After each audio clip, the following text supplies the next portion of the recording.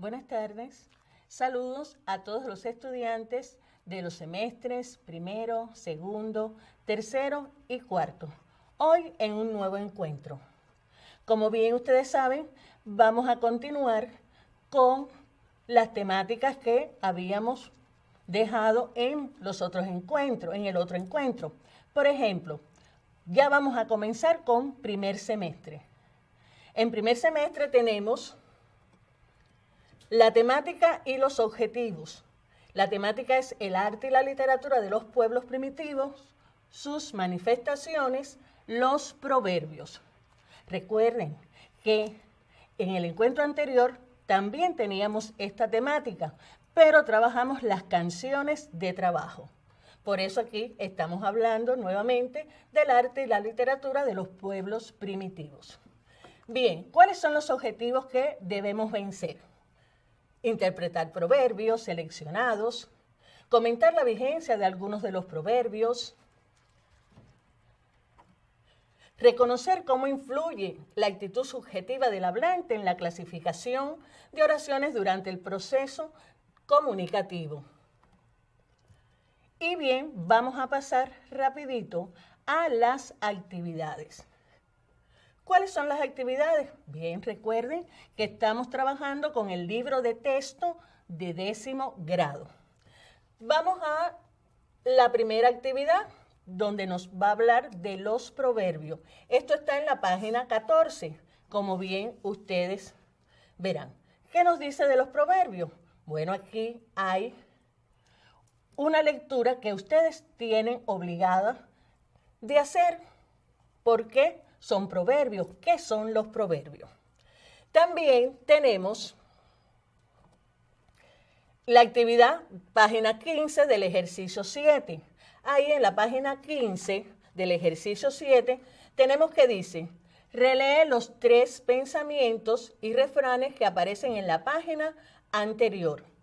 Ahí el inciso A dice, interpreta y comenta su vigencia. El inciso B, analízalos gramaticalmente. Y el inciso C, observa la ortografía de la palabra instruido y explica por qué no lleva tilde. Dentro de las actividades tenemos la selección de varios proverbios. Aquí tienen seleccionar el primero, el cuarto, el sexto proverbio de la página 14. Ahí tienen que interpretarlos, clasificarlos y darlo en oraciones simples o compuestas y por la intención del hablante.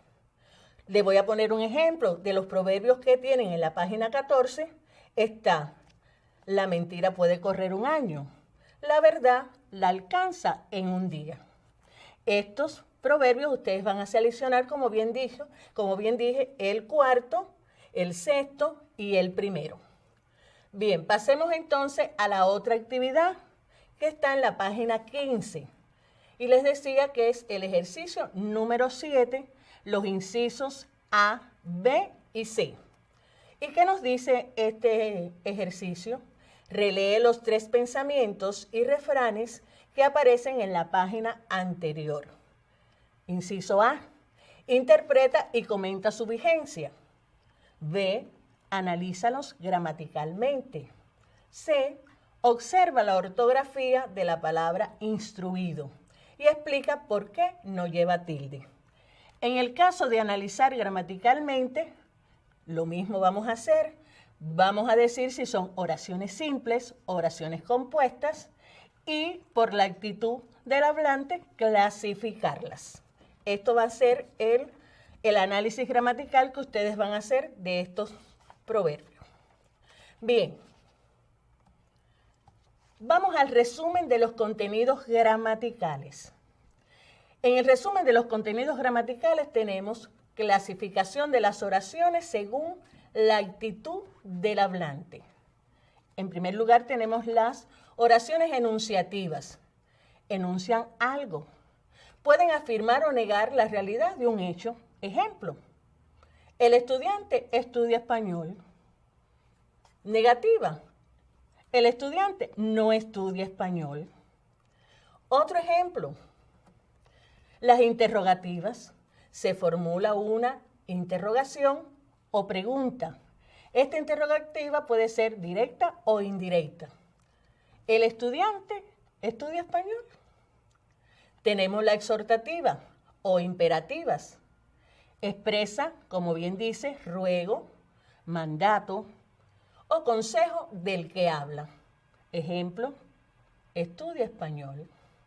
Y las dubitativas supone un hecho real considerado como dudoso. Ejemplo, tal vez el estudiante estudia español. Desiderativas u optativas expresan el deseo de que se realice o no un hecho. Ojalá estudie español. Y de posibilidad y de probabilidad, que expresan acciones que se sienten como posibles y o necesarias. Pueden emplear las expresiones posiblemente, es probable, y un ejemplo sería posiblemente el estudiante estudiará español. Como ustedes ven, esta misma gramática nosotros la vimos en el encuentro anterior, pero no pudieron verlo como lo están viendo ahora. Es importante que yo les deje unos minutos que vuelva atrás con las clasificaciones para que ustedes la tengan, porque no la tenemos en el libro de texto. Bien, comenzamos, como ustedes ven, con las enunciativas, afirmativa y negativa.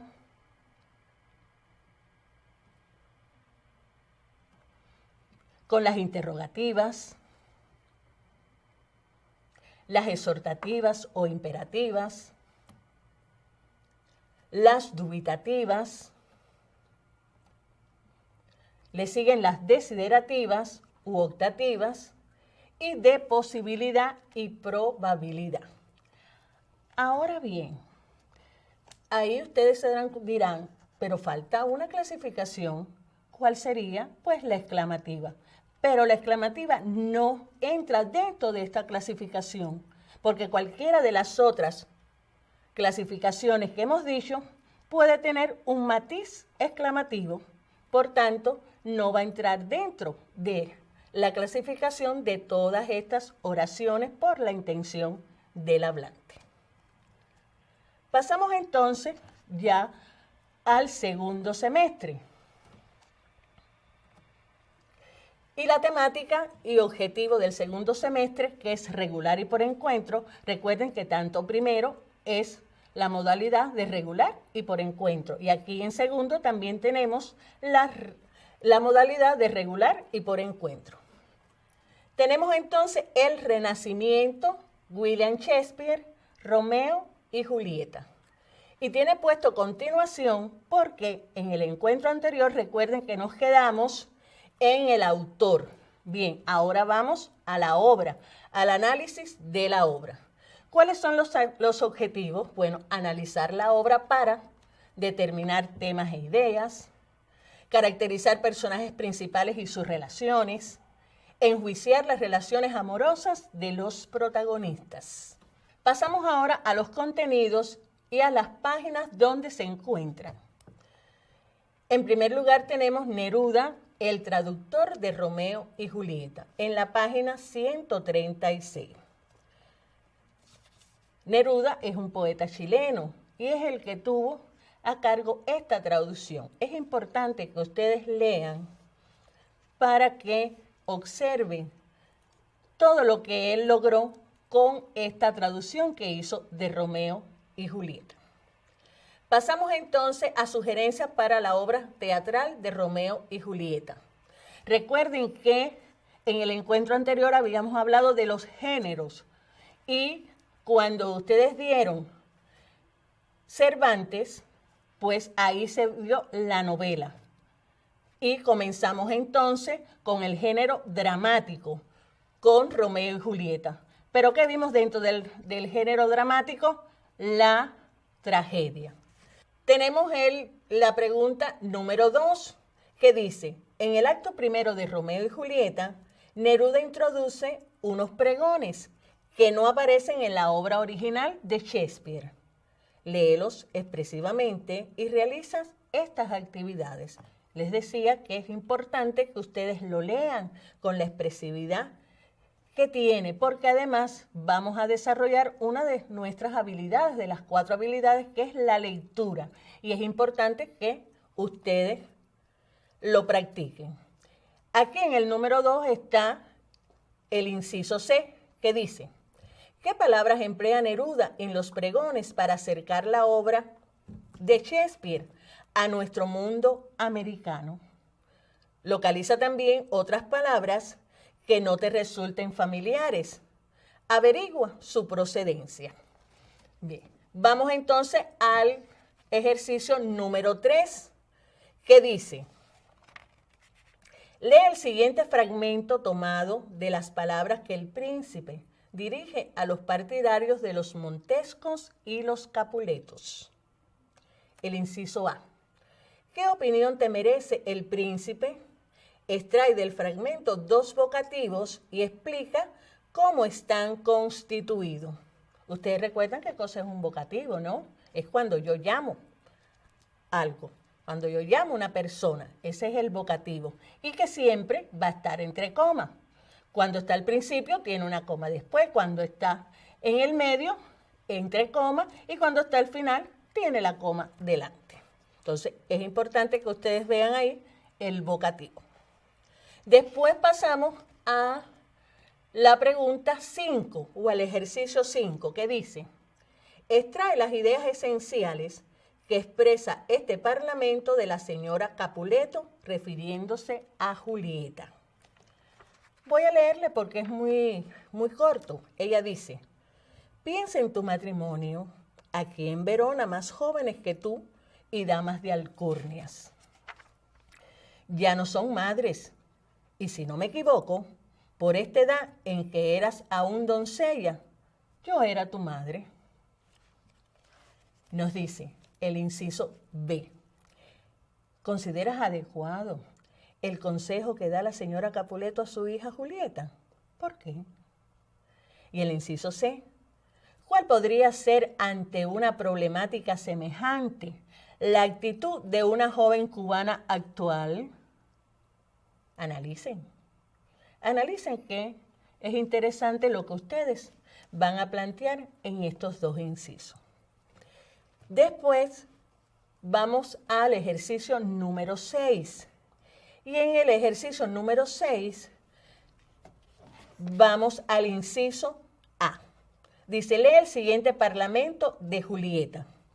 Me cubre con su máscara la noche, de otro modo verías mis mejillas enrojecer por lo que me has oído. Cuánto hubiera querido contenerme, cuánto me gustaría desmentirme, pero le digo adiós al disimulo. Dulce Romeo, si me quieres, dímelo, sinceramente, pero si tú piensas que me ganaste demasiado pronto, frunciré el ceño y te diré que no, y seré cruel para que tú me ruegues. Esto pertenece al acto segundo y escena segunda. Y la pregunta es, ¿qué sentimientos se debaten en la joven Julieta? Bien, estos van a ser los ejercicios que ustedes van a trabajar en el libro de texto. Pero recuerden que la obra deben leerla. Dijimos en el encuentro anterior que deben buscarla para que puedan leer y tener entonces todo el conocimiento de esta obra. Pasemos entonces a la consolidación en cuanto al modo indicativo, al modo subjuntivo y al modo imperativo. Esto también ya lo habíamos hablado, pero que ustedes no pudieron tenerlo en sus libretas. El modo indicativo, la acción tiene un sentido seguro, real, con independencia de su voluntad. Hablamos de 2 tiempos, tiempo simple y tiempos compuestos. Ahí lo tienen. Verán cómo está el presente, amo, temo, parto. El copretérito, amaba, temía, partía. Muy importante esa terminación aba, que siempre va a ser con B alta. Pretérito, amé, temí, partí. El futuro, amaré, temeré, partiré. Y el pospretérito, amaría, temería. En los tiempos compuestos tenemos el antepresente, he amado, he temido. El antecopretérito, había amado. El antepretérito, hube amado. El antefuturo, habré amado. Y el antepospretérito, habría amado. Ya después de que ustedes vieron el modo indicativo, vamos a pasar al modo subjuntivo, que como bien dice, la acción es una posible o deseada y tiene los dos tiempos, tiempo simple y tiempo compuesto. Después pasaríamos al modo imperativo. La acción es una exhortación, un ruego, un mandato.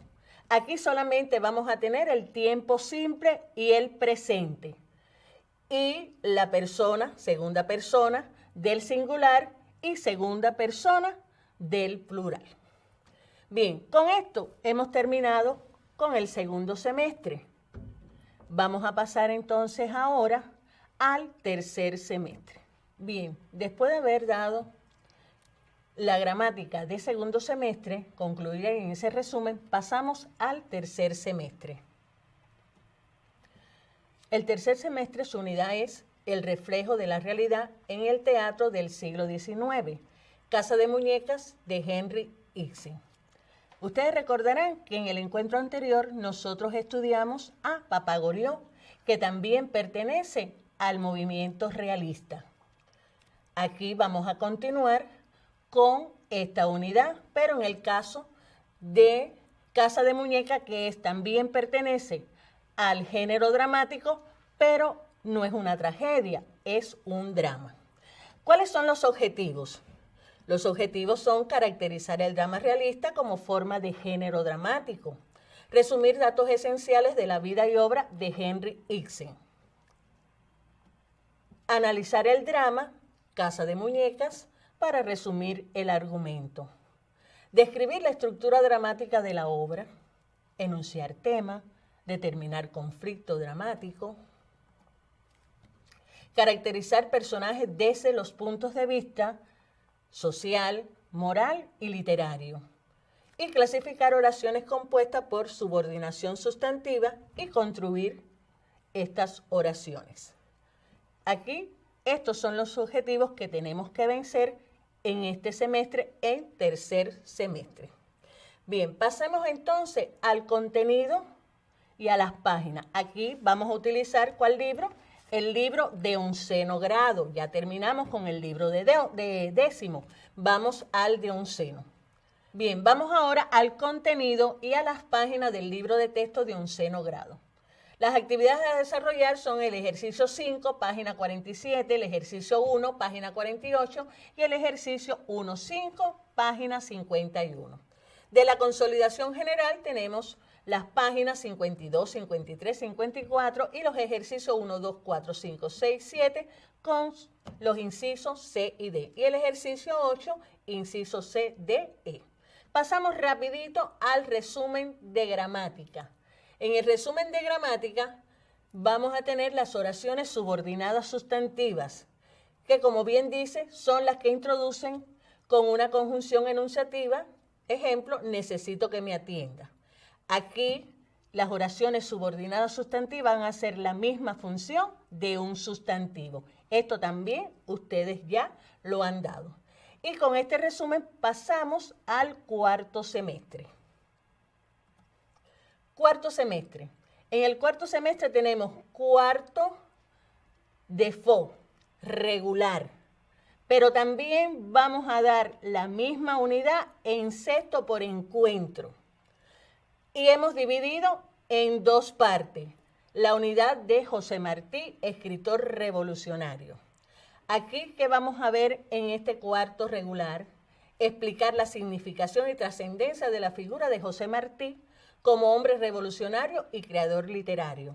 Caracterizar la diversidad de géneros que integra la obra martiana.